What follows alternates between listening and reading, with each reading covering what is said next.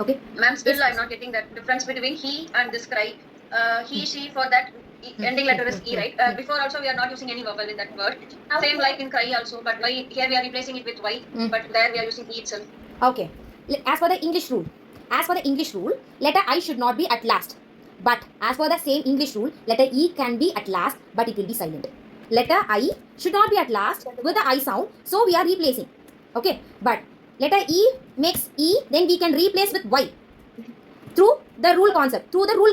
Okay. When there is no vowel, in the word, you get E sound at last. Means then you can write letter E directly.